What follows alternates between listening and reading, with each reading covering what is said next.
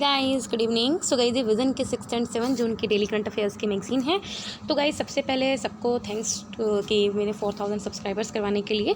ठीक है, तो आप ऐसे ही बने रहिए, कोऑपरेट करते रहिए, because that all what I need. Fine. तो चलिए हम आज की फर्स्ट न्यूज़ स्टार्ट करें। That is the union education minister approves the release of performance grading index 2019 to 2020। देखो गाइस ये जो न्यूज़ है हमारी सोशल इशूज़ में कवर होगी और specially under the sector of education. Fine. तो गाइस अब आपसे प्रीलिम्स स्पेसिफिक ये पूछ सकते हैं कि परफॉर्मेंस ग्रेडिंग इंडेक्स कौन रिलीज़ करता है या फिर कौन कौन से स्टेट्स ने टॉप किया है। इस तरह से 2-3 पॉइंट्स करके आपसे पूछा जा सकता है। बाकी जो मेंस ओरिएंटेड क्या हो सकता है, मेंस में वही इसके बारे में थोड़ी बैकग्राउंड पूछ सकते हैं एंड मैनी अदर थिंग। तो चलिए हम स्टार्ट करते हैं।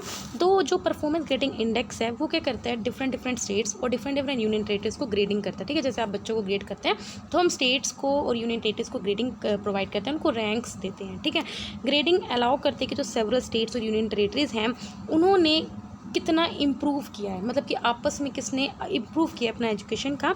ठीक है, और किसने अंडर परफॉर्म किया। ठीक है, तो इसमें 70 इंडिकेटर्स पे इस इंडेक्स को क्या रिलीज़ किया जाता है, जो एक्चुअल में 2 कैटेगरीज में रिलीज़ होता है। That is the maximum score होता है इसका 1000। फाइन।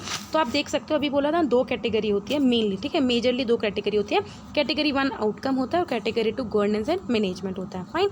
तो पंजाब, तमिलनाडु, केरला इन 3 स्टेट्स ने टॉप किया है, जबकि बॉटम में है मेघालय, लद्दाख। रेलेवेंस क्या, हम इसको क्यों रिलीज़ करते हैं। देखो सबसे पहले क्या है, देखो हम देखते हैं कि हमारे एजुकेशन सेक्टर में क्या गैप है या फिर उस पर्टिकुलर स्टेट में क्या गैप है। हम उसको क्या करते हैं, सबसे पहले पिन पॉइंट करते हैं और उसी के अकॉर्डिंग हम कहाँ हमें इंप्रूवमेंट करनी चाहिए उन एरियाज़ को हम प्रायोरिटाइज करते हैं, सो दैट हम देखें कि हर एक लेवल पर जो स्कूल एजुकेशन सिस्टम है वो अच्छी बनी रहे। फाइन। तो इसके अलावा और क्या इनिशिएटिव्स लिए गए हैं अभी फिलहाल में, सो दैट अपनी क्वालिटी एजुकेशन प्रोवाइड कर सकें, स्कूल एजुकेशन में क्वालिटी प्रोवाइड कर सकें। सबसे पहला है था नेशनल अचीवमेंट सर्वे। ये एक पीरियोडिक नेशनल सर्वे है जिसमें हम लर्निंग प्रोवाइड मतलब लर्निंग का हम नेशनल सर्वे करते हैं कि class 3rd 5th and 8th तक के बच्चों का हम देखते हैं कि कितना बच्चे ने लर्निंग अचीव कर चुके हैं, और एक इसके द्वारा कंडक्ट किया जाता है NCERT। ठीक है, again guys very important, because आपको पता होना चाहिए कि नेशनल अचीवमेंट सर्वे कौन कंडक्ट करता है, by the NCERT, that is the National Council of Education Research and the Training. इसके अलावा इंडिया ने Programme for International Student Assessment PISA में भी पार्टिसिपेट किया, जो कंडक्ट करवाता है OECD 2021 में। देखो इससे पहले जब आई थिंक मतलब I am not sure PISA test में इंडिया ने कब मतलब कि पार्टिसिपेट किया, या PISA जो टेस्ट होता है ये हर 3 साल में एक बार होता है, एंड आई थिंक इंडिया ने 2009 में किया था। और इंडिया का जब आया था ना तो उसमें बॉटम में से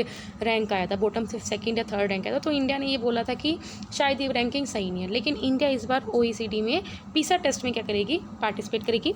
इसके अलावा हमने दीक्षा प्लेटफॉर्म स्टार्ट किया सो दैट हम डिजिटली इंफ्रास्ट्रक्चर को बिल्ड कर सके for knowledge sharing for high quality e learning material. अब जरा हम इसके बारे में देख लेते हैं एक बार।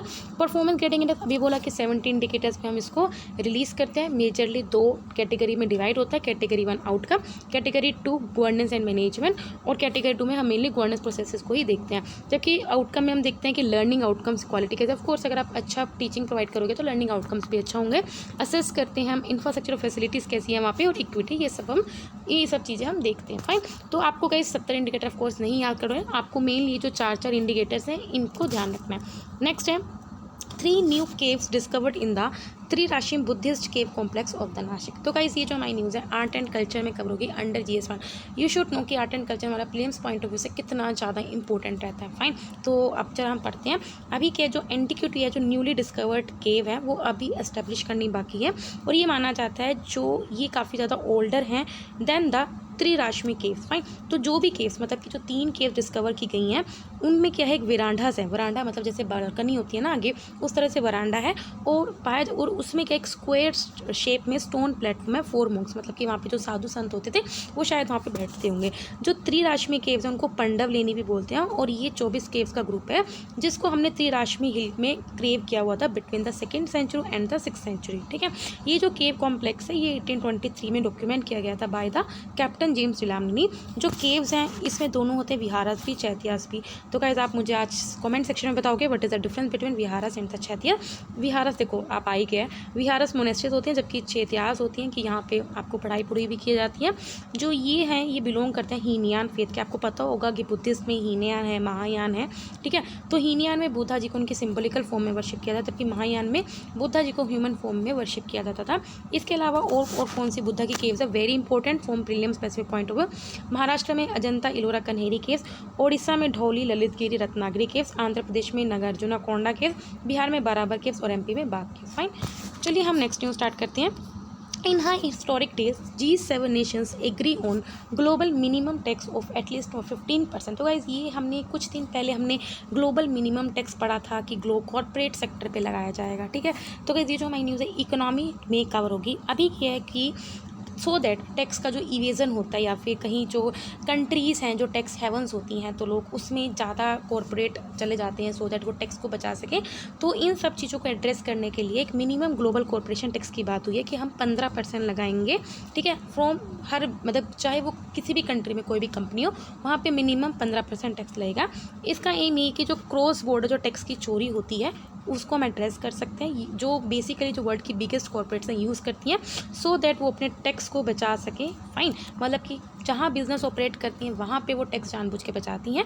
फाइन, तो इस वजह से फाइन, तो it aims to close cross border tax loop holes used by some of the world's biggest companies to ensure taxes were paid in the countries where business operate. और ये इंश्योर कराएंगे कहाँ पे आप अपना बिजनेस ऑपरेट कर रहे हो वहीं पे आपको टैक्स पे करना है। फाइन, तो ये किस तरह से काम करेगी, तो जो ग्लोबल मिनिमम टैक्स रेट होगा वो ओवरसीज़ प्रॉफिट्स पे अप्लाई होगा। मतलब कि सपोज़ करो आपने अगर किसी यूएसए की कंपनी ने यूएसए की कोई कंपनी है उसने इंडिया में ब्रांच खोली हुई है तो उसका जो प्रॉफिट होगा इंडिया में तो उसके ऊपर आपको मिनिमम टैक्स लगेगा। गवर्नमेंट क्या करेगी, वहाँ की जो लोकल कॉर्पोरेट टैक्स होगी वो वहाँ का सेट कर सकती है। बट अगर कंपनी लोअर रेट देना चाहती है देयर होम गवर्नमेंट को टॉप पर पेड। मतलब सिंपल बात है कि एक इंडिया की अपनी डोमेस्टिक कंपनी है और एक कोई यूएस की कंपनी है तो वहाँ की इंडिया की जो गवर्नमेंट है वो कर सकती है कि जो लोकल हमारा जो कंपनी है हम उस पर कम रेट लगा सकते हैं, ठीक है, वो वहाँ की पर्टिकुलर गवर्नमेंट कर सकती है। देयर होम गवर्नमेंट को top up their taxes to the minimum rate eliminating the advantage of shifting profits. Fine, तो इसी वजह से इसके अलावा जो OECD that is organisation for economic cooperation and development वो अभी क्या कर रही है, टैक्स नेगोशिएशंस पे बातचीत कर रही हैं कि किस तरह से हम जो क्रॉस बॉर्डर जो डिजिटल सर्विसेज हैं उन पर रूल्स लगाएंगे और जो टैक्स बेस इरोजन मैंने काफ़ी बार डिस्कस किया किस तरह से जहाँ पे टैक्स देना होता है कंट्री में वहाँ ना देके कहीं और टैक्स देते हैं तो वो बेस इरोड हो जाता है, प्रॉफिट शिफ्ट हो जाता है। इन सब चीज़ों को कर्व कर सकें इंक्लूडिंग का global corporate minimum tax. However जो ग्लोबल मिनिमम रेट है वो क्या करेगा, कुछ कंट्रीज़ की कहीं ना कहीं जो पॉलिसीज़ हैं जैसे मॉरिशियस वगैरह हो जो स्पेशली टैक्स हेवन्स कंट्रीज हैं उनकी कहीं ना कहीं सॉवरेनिटी पे एक इम्पैक्ट आता है, ठीक है। अब आप देख सकते हो इंडिया पे क्या इम्पैक्ट करेगा। हाउएवर ये जो सेक्टर है क्योंकि ग्लोबल मिनिमम टैक्स लगा रहा है लेकिन वो क्या करेगा अदर जो नेशंस हैं उनसे भी कंसल्ट करेगा और वो इंडिया को भी बेनिफिट करेगा। किसके अलावा, क्योंकि इंडिया को हमेशा देखा इंडिया को डिफ़िकल्टी रही है कि कॉर्पोरेट टैक्स रेट को आर्टिफिशियली की रखने में। अब हम लोअर रखते हैं सो दैट हम एफडीआई को अट्रैक्ट कर सकें as comparison to tax havens और टैक्स डोनेशन, ठीक है। तो यहाँ पे इंडिया को बेनिफिट मिलेगा कि वो और कंपनीज़ को अट्रैक्ट कर सकता है। तो गाइज आज आपका क्वेश्चन ये कि G7 कंट्रीज़ के नेम आप मुझे कमेंट सेक्शन में बताओगे। नेक्स्ट न्यूज़ है India UK launch clean energy ministers industrial deep decarbonisation initiative. तो गाइज ये जो हमारी न्यूज़ है एनवायरमेंट सेक्शन में कवर होगी अंडर GS3। तो चलिए हम बढ़ते हैं। सबसे पहले हम ये पढ़ते हैं क्या है, that is the industrial deep decarbonisation initiative.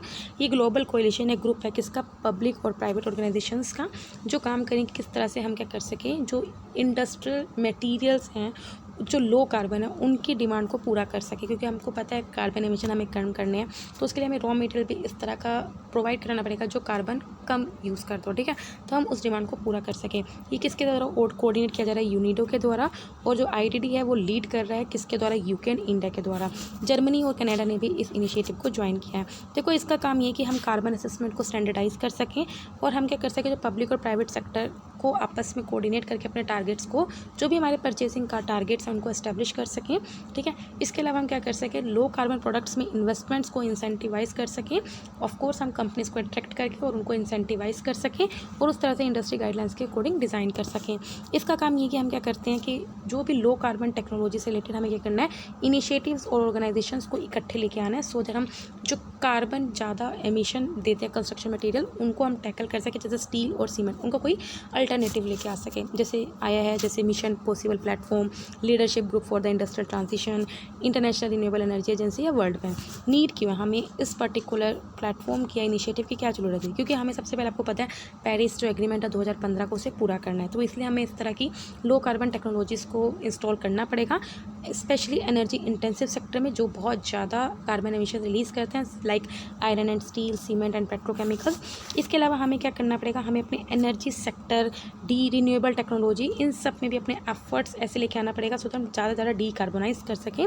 इसके अलावा हमें जो कंपनीज इसमें एफर्ट्स ले रही हैं तो उनमें उनको इकोनॉमिक इंसेंटिवाइज भी करना पड़ेगा, सो दैट जो भी उनका खर्चा होता है रिसर्च एंड डेवलपमेंट में वो ज़्यादा से ज़्यादा उसमें इन्वेस्ट कर सकें। ठीक है, जरा हम एक बार यूनिडो के बारे में पढ़ लेते हैं। That is a UN industrial development organisation. ये स्पेशलाइज एजेंसी है किसकी, यूएन की, जो इंडस्ट्रियल डेवलपमेंट को प्रमोट करती है सो दैट हम पॉवर्टी को रिड्यूस कर सकें, ग्लोबलाइजेशन को इंक्लूसिव बना सकें और अपने एनवायरनमेंट को भी सस्टेन कर सकें। ठीक है, बाकी देखो कौन सी रिपोर्ट पब्लिश की जाती है यूनिटी के द्वारा, you should know as per prelim specific point industrial development report. Fine, next news है global food price index soars to 10 year peak. मतलब आप देख सकते हो कि फूड प्राइसेस बहुत ज़्यादा बढ़ गए हैं और पिछले 10 साल सबसे ज़्यादा बढ़े हैं। तो गाइस ये जो न्यूज़ है देखो गाइस, इकोनॉमी में भी कवर हो सकती है, एग्रीकल्चर सेक्शन में नहीं, तो ये सोशल इशूज़ में कवर होगी। ठीक है, तो अभी क्या जो यूएन का फूड एंड एग्रीकल्चर ऑर्गेनाइजेशन है उसने ये रिलीज़ किया है फूड प्राइस इंडेक्स। उसने बोला है कि मई में जो प्राइस बढ़े हैं वो फास्टेस्ट बढ़े हैं मंथली, मतलब कि इस मंथ में पिछले 10 साल के कंपेरिजन पहला मंथ ऐसा जिसमें इतने ज़्यादा प्राइस बढ़े हैं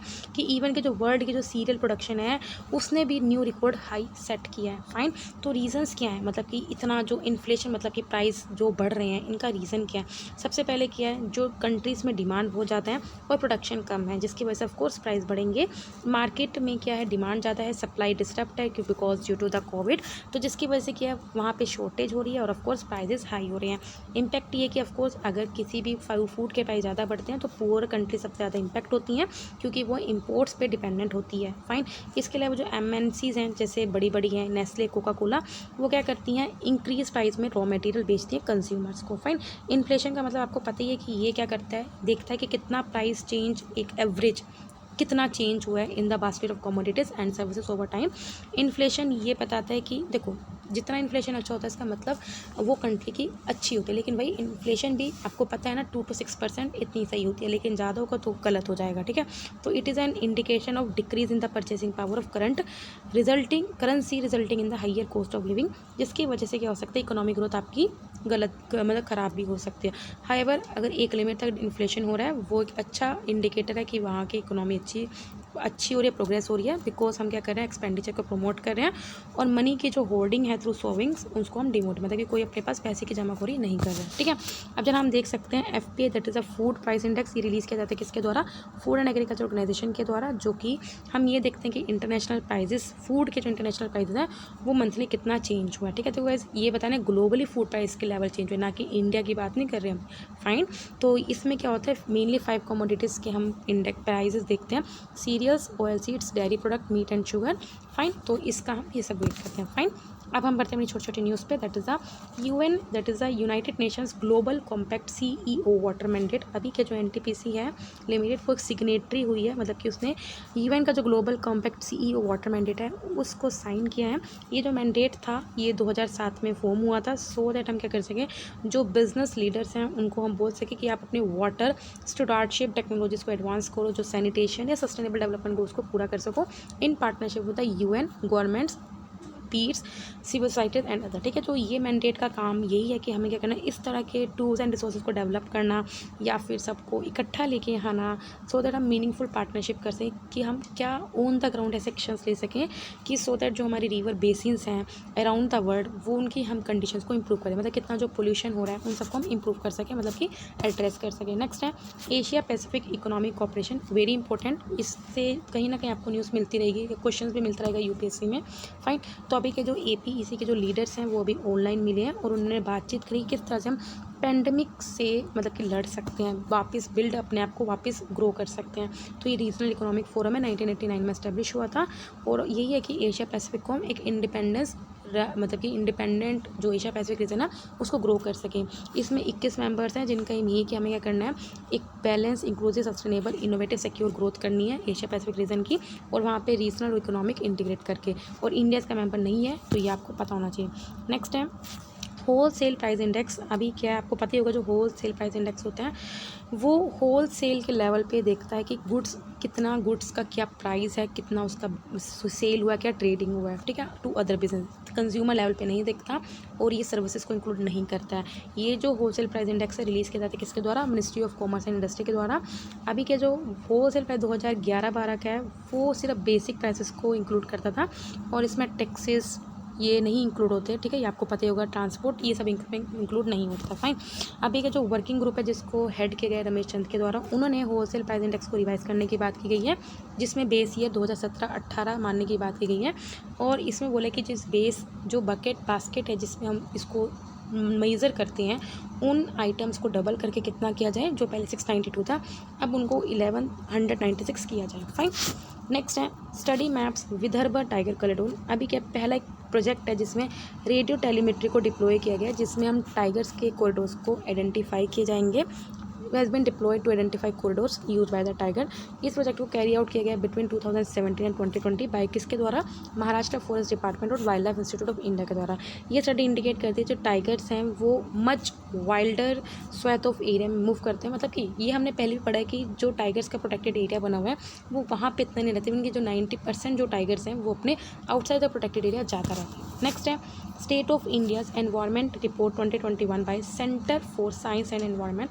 अभी क्या जो इंडिया का जो रैंक है वो 2 प्लेसेस मतलब कि डाउन हुआ है पिछले साल से, जो 17 सस्टेनेबल डेवलपमेंट गोल्स में थे वो 117 हो गया है। रीज़न क्यों है, क्योंकि हमारा ड्रॉप किए हुए हैं। सबसे पहले पेंडेमिक की वजह से हंगर नहीं हमारा अचीव नहीं हो पाएगा, फूड सिक्योरिटी, तो इसमें हम लैग कर रहे हैं। फिर जेंडर इक्वालिटी वाला उसमें लैग कर रहे हैं। इंफ्रास्ट्रक्चर सस्टेनेबल डेवलपमेंट SDG 9 इनमें भी हम लैग कर रहे हैं। इंडिया का रैंक इवन की भूटान, नेपाल, श्रीलंका, बांग्लादेश इनसे भी पीछे आया है।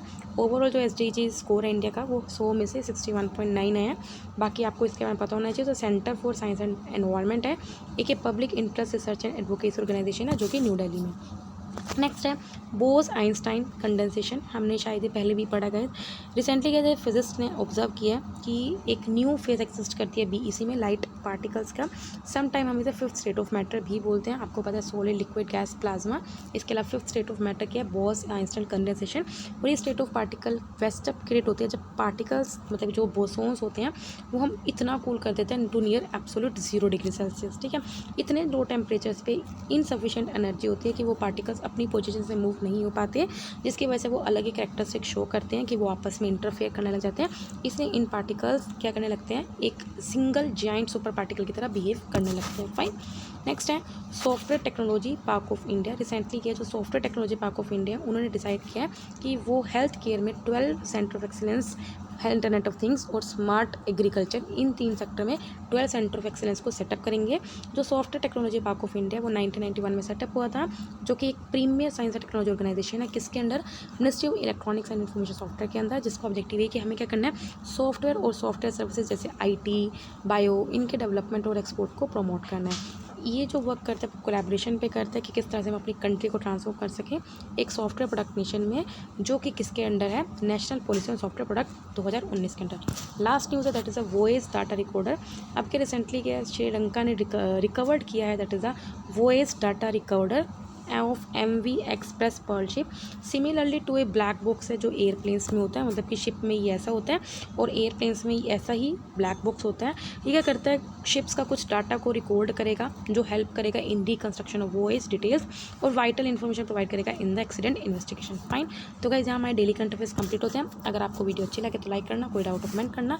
तब तक के लिए बाय बाय, टाटा।